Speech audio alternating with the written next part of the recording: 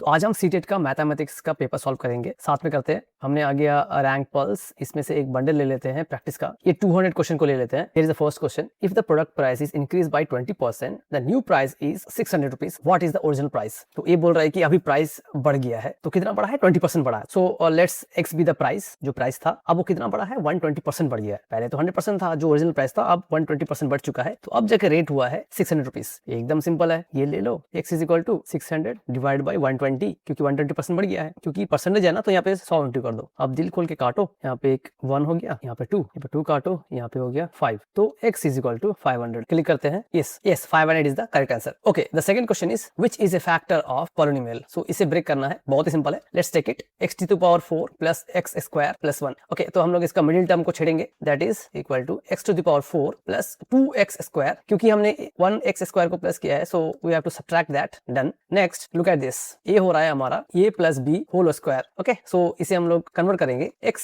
To the power 2 plus 1, इसका whole square ले लेंगे, और ये है हमारा माइनस x स्क्वायर। अब इसे देखो, ये आ रहा है हमारा a square minus b square इस पे, तो इसका जो फॉर्मूला है आपको याद रखना है, that is a plus b और a minus. Okay, so let's go for it, that is x square plus 1 minus x। अब दोबारा इसको लेना है x स्क्वायर प्लस 1, जो ये पार्ट है, प्लस x हो गया। तो अब देखो ये हमारा c से मैच कर रहा है एग्जैक्टली। अगर ये भी होता तो आप डाल सकते थे, क्योंकि दोनों ही फैक्टर्स है। So let's go and try it. Yes, c is the correct answer. हाँ, look at this question, the area of trapezium is 1200 square metre and the height is 30। तो पहले इसको बना लेते हैं, एक ट्रापेजियम फिगर बनाना बहुत जरूरी है, क्योंकि तभी आप कॉन्सेप्ट को समझ पाएंगे। Okay, so a is equal to 1200 metre square, height is equal to 30 metre. So one of the side is 50। So मान लीजिए ये साइड 50 है, तो I will take it as a and this is b। तो हमारा a है is equal to 50। तो what is the length of the other parallel side, मतलब हमें b निकालना है। Okay, this is the question, simple. तो हम लोग ट्रापेजियम का एरिया पे जाएंगे, that is a is equal to half, दोनों पैरेलल साइड को प्लस करना है, एंड द हाइट। ओके, तो एरिया हमारा है 1200 प्लस हाफ, एक साइड है 50 एंड दूसरा साइड है b एंड हाइट इज 30। सो इसको काटना नहीं है अभी, क्योंकि अगर काटोगे तो ना तो फिर कैलकुलेशन करने प्रॉब्लम हो जाएगा। सो इट्स बेटर ऐसे ही रखो। So I will go with this 1200, ये 2 को इंटू कर दो, ऊपर हो गया, 300 को नीचे कर दो, सॉरी 30 को नीचे कर दो, हो गया। नाउ बचा हमारे यहाँ 50 प्लस b, इतना रहने दो। अब इसको सॉल्व कर लो। ओके, सो 0 0 कट गया, 3 को काटो यहाँ पे, ये हो गया हमारा 40, 40 और 20 हो गया हमारा answer 80। So we can take it as 80 is equal to 50 plus b। तो हमारा b इज इक्वल टू कितना हुआ, 30। ये देखो, ये नंबर क्लिक करते हैं, यस ग्रीन आ गया। If 5 by x is equal to 15 by 8, what is the value of x। तो यहाँ पे ये इक्विवेलेंट फ्रैक्शन है, इसको करने का 2-3 तरीका है, but I will go with the simplest one, that is the original one, the basic, that is like this. दोनों इक्विवेलेंट फ्रैक्शन है, then we can just cross multiply. तो x इज इक्वल टू कितना हो गया हमारा, 5 into 18 divide by 15। ये तरीका है, रिड्यूस करो, यहाँ पे 3 आएगा, और यहाँ पे 3 से 6 को काटो, यहाँ पे 6 आएगा, 18। तो हमारा x is equal to 6। This is the one method, first method. इससे भी सिंपल तरीका है, क्योंकि the second method is x is equal to 15 by 18। See यहाँ पे क्या हो रहा है कि because they are equivalent fraction, तो 5 में क्या इंटू करने से 15 आया, 3 इंटू करने से 15 आया, तो एक ही यहाँ पे 3 इंटू करना है, हो गया। अब बताओ x का वैल्यू कितना है, ताकि वो 18 आ जाए, 6। बस डाल दो, कैलकुलेशन करने की जरूरत नहीं है। ये देखो 6 इज द करेक्ट आंसर। और हाँ, ये इसने देखो, इसने क्रॉस मल्टीप्लाई किया, बस वही किया जो हमने किया है। Square tile has area of 64 square centimetre, what is the length of one side of the tiles. ये तो एकदम सिंपल है, ये तुम्हारा स्क्वायर हो गया, इसका एरिया कितना है 64 सेंटीमीटर स्क्वायर, एक साइड कितना है पूछ रहा है, तो एरिया इज इक्वल टू कितना होता है, side square is equal to 64। तो हमारा एक साइड हुआ 8 centimetre square. Okay, this is the correct answer. Next the value of this, सबसे पहले हम ये दोनों को सॉल्व करते हैं, चलो पूरा लिखने की जरूरत नहीं है। 23 प्लस रूट 4, सो रूट 4 क्या हो जाएगा हमारा, रूट 4 इज इक्वल टू 2 हो जाएगा। सो 23 प्लस 2 हो गया हमारा 25, रूट 25 कितना हो गया सिर्फ 5। तो हमें क्या करना है, 95 में 5 को जोड़ना है। ओके, 95 प्लस 5 कितना हो गया, रूट 100। आंसर कितना है, 10, simple, 10 is the correct answer. Next, what is the standard form of the number this. इसमें क्या है ना, गिनती करने थोड़ा सा प्रॉब्लम हो जा रहा है, बाकी कुछ नहीं है। सी हम लोग गिनती करेंगे बढ़िया से इसको। ये जो डेसिमल है ना, ये डेसिमल को हम लोग को यहाँ पे 7 का बीच में रखना है। Now count how many digits are there, 1 2 3 4 5 6 7, that's it. So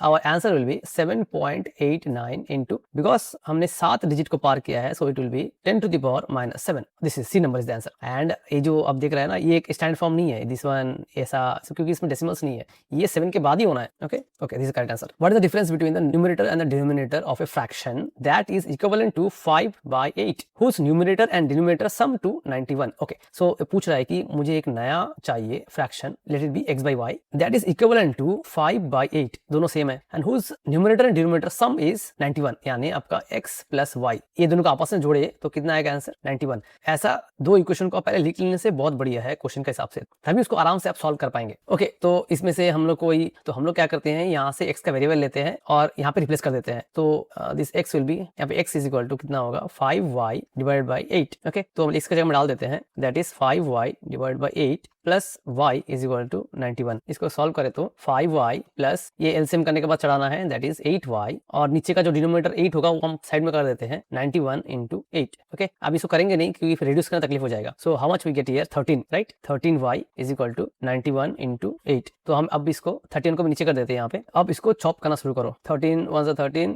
and 13 7 ज़ा 91। आप उसको थोड़ा याद रखना है क्योंकि ना ये एग्जाम में बहुत हेल्प करता है, क्योंकि 13 कितना टाइम्स, क्योंकि क्वेश्चन इसी तरह आएगा, इनकेस 13 आ गया तो 91 ही आना है, एक ऑप्शन नहीं है। सो जल्दी करोगे तो आपको हेल्प हो जाएगा। अब 7 8 ज़ा, सो y का वैल्यू मिल गया मुझे 56। अगर y मिल गया है तो x मिल जाएगा ये इक्वेशन में डालने से। सो x प्लस हमारा है 56 इज इक्वल टू 91, तो x इज इक्वल टू ये दोनों को माइनस करते हैं, दैट इज 91 माइनस 56, तो आंसर आ रहा है हमारा 35। So according to the question पूछ रहा है कि what is the difference between numerator and denominator of the fraction. तो अभी हम ये दोनों को सब्ट्रैक्ट करना है, तो हमारा फ्रैक्शन मिल गया है दैट इज 35/56।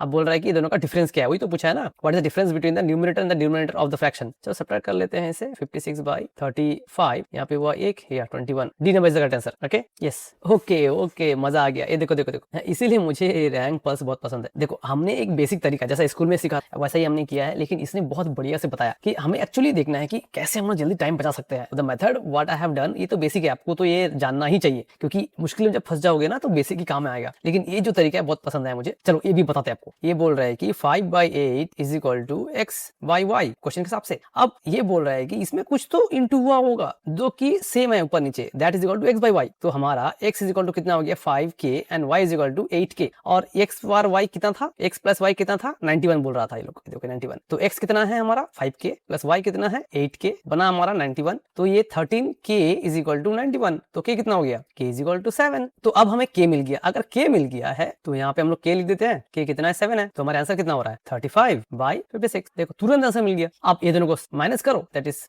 डिफरेंस पूछा ना, तो 56 माइनस 35, तो हमारा आंसर आ रहा है 21। वाह, ये मजा आ गया, ये बेटर है। ये jacket originally priced eight 800 rupees is on sale with 50% discount. What is the sale price of the jacket. तो मतलब उसका ओरिजिनल रेट था 800, अब उसे कम रेट में बिक रहा है, 15% डिस्काउंट में चल रहा है। देखो इसको भी करने का तरीका वही है, but I will go with the shortest method. मुझे जो आइडिया आ रहा है अभी, अगर आपको बेटर मालूम है तो प्लीज कमेंट बिलो। ओके, तो ये बता रहा है 15% डिस्काउंट करना है। तो अगर प्राइस है 800 रुपीज, तो अगर उसका 10% हो जाए तो कितना होगा 80 रुपया। हम 10% क्यों किया, टू मेक इट सिंपल। 5% हुआ मतलब 10% का आधा, मतलब 80 का आधा, 80 का हाफ कितना हो रहा है 40, तो 15% कितना हुआ 80 एंड 40 दैट इज 120 रुपीज। ये हमारा डिस्काउंट है, जैसा दुकानदार लोग कैलकुलेट करते हैं, एक्जैक्टली हमने ऐसा ही किया है, so that we can quickly do it. तो 120 रुपीज कम कर दो, सिंपल, 800 से 120 कम कर दो, हाउ मच यू गेट 680। देखो ये आंसर है, yes that is the answer. Rank pulse कैसा किया, 680 is correct. The sale price is calculated as 800, 15% off that which is, नहीं डायरेक्ट बोल दे कि 15% ही निकालना है। तो एक्चुअली 15% निकालना थोड़ा तकलीफ होता है, आप 800 से 15% निकालो तो, so it's better how I calculate, पहले 10% निकाल दो फिर 5% निकाल दो,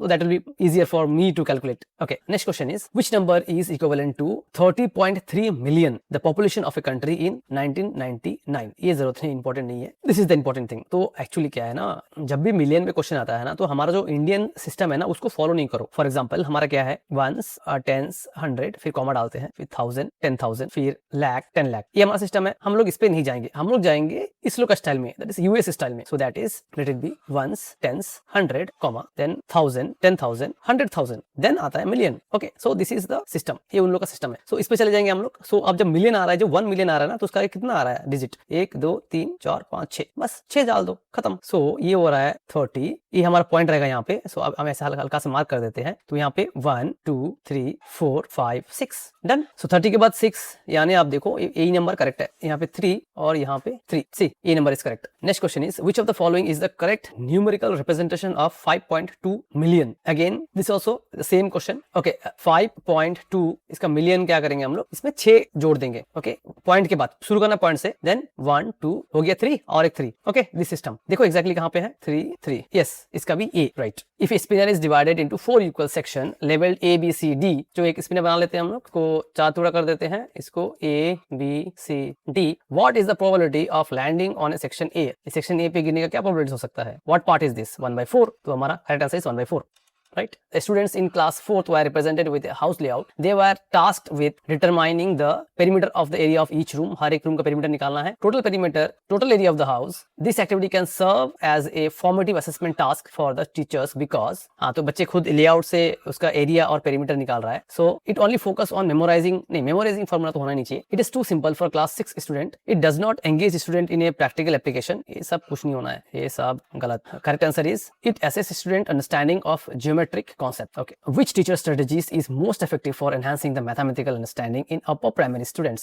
कौन सा strategies है teaching का जिससे mathematical understanding and upper primary में enhance कर सकते हैं? Encourage the collaborative problem solving activities. Yes, अगर सब साथ मिलकर problem solve करें तो बच्चे बेहतर सीखते हैं क्योंकि वो डिस्कस करते हैं और वो सीखते हैं. Minimizing the student interaction during the lesson. नहीं, interaction तो करना ही है तभी तो सीखेंगे. Focusing solely on a rote memorizing. नहीं, ये भी तो नहीं हो सकता. Using only textbook exercise. नहीं, उसको तो practical life से जोड़ना है, practical questions भी देना है. So answer is this. Encourage collaborative problem solving activities. ऐसा कुछ काम करना जिसमें साथ में मिलकर प्रॉब्लम को सॉल्व कर सके. ये student calculate the surface area of cone but mistakenly use the formula for cylinder. What is likely the reason for this mistake? या बच्चे को बोला गया है कि तुम surface area निकालो कोन का, बट वो क्या करता है, सिलेंडर का फॉर्मूला लगा देता है. तो क्या उसका इशू हो सकता है?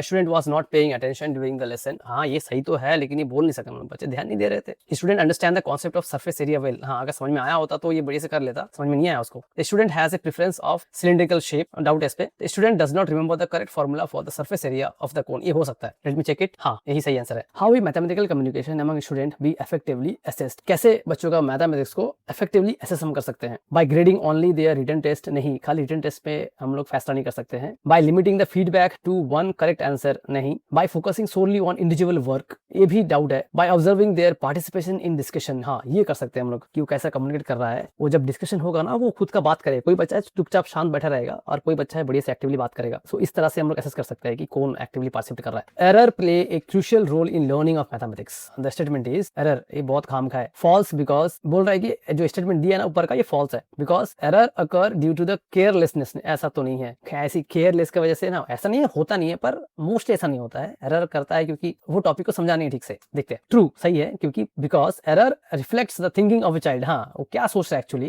क्या सोच के करा है, तो उसे पता चल जाएगा ना एरर से. Again false. फॉल्स तो होगा ही नहीं बिकॉज मैथमेटिक्स इज एग्जैक्ट. नहीं, ये तो फॉल्स का तो सिस्टम ही नहीं है. ट्रू. हाँ, इस पे देखते हैं फिर से. Because error provide feedback about the marks they obtain. नहीं, कितना मार्क्स मिला है एक्चुअली वो दैट डिपेंड्स अपॉन कितना वो सही किया है, और गलत तो अलग चीज हो गया ना. जो गलत है उसके बारे में बता रहा है एक्चुअली एरर, क्यों गलत क्यों किया और कैसे किया. फॉर एग्जाम्पल उसे एरिया ऑफ स्क्वायर निकालने बोल दिया तो वो फॉर्मूला से डाला नहीं होगा, या तो डालने के बाद मल्टीप्लिकेशन गलत किया होगा. तो एक्जैक्टली क्या गलती किया तो एरर जब करे उसमें दिख जाएगा ना, तो उस एरिया में हम लोग काम कर सकते हैं. We should go with B and B is the correct answer. हाँ, यहाँ देखो बढ़िया से लिखा है. Which of the following is example of mathematical process used in problem solving. Okay, problem solve करने के लिए कौन सा मैथमेटिकल ऑपरेशन या प्रोसेस यूज करते हैं हम लोग. Reading a novel. नहीं, ये तो नहीं है, ये तो नहीं है. टिक क्यों कर रहा है. Watching a documentary. नहीं हो सकता. Listening to. नहीं, एक्चुअली में रैंक पल्स. आप ध्यान देना कि इतना सिंपल तो नहीं आता है. हाँ, सीडीडी में सीधा इतना तो नहीं देगा, ऐसा तो नहीं देगा, ये लोग घुमा के देता है. तो I want you to improve the options. Option tick करो. Analyse data to draw a conclusion. हाँ, ये सही हो सकता है. सही हो सकता है, क्या होना ही चाहिए. बाकी ऑप्शन तुम इतना खतरनाक दिया है. लिसनिंग टू म्यूजिक, ये क्या है. Okay, which is the primary goal of remedial teaching in mathematics. Remedial teaching क्यों करते हैं हम लोग. जो वीक बच्चे उसे सपोर्ट देने के लिए. To prepare student for standard test. Test के लिए तो प्रिपरेशन नहीं होना चाहिए. To teach new mathematical concept. नहीं, अभी तो न्यू पढ़ाने का टाइम नहीं है ना, क्योंकि रेमेडियल क्लास चल रहा है. ये तो रिविजन चलेगा और जो बच्चा वीक है उसको वही चीज जो क्लास में समझा नहीं है उसको दोबारा समझाना है. तो ये न्यू कॉन्सेप्ट तो नहीं है. To help student overcome learning difficulties in mathematics. हाँ, ये हो सकता है. जो लर्निंग डिफिकल्टीज है उसको ठीक करना है. To accelerate advance student. नहीं, एडवांस स्टूडेंट को तो पढ़ाते ही नहीं है ना इसमें. वी आर टेकिंग जो कमजोर बच्चा है उसको हमें लेना है. So here the correct answer should be C. Yes, okay, that's it. अगर आपको प्रैक्टिस करना है या मॉक टेस्ट देना है, you can visit this site rank pulse. QR यहाँ पे लगा हुआ है, चेक करके देखो एक बार.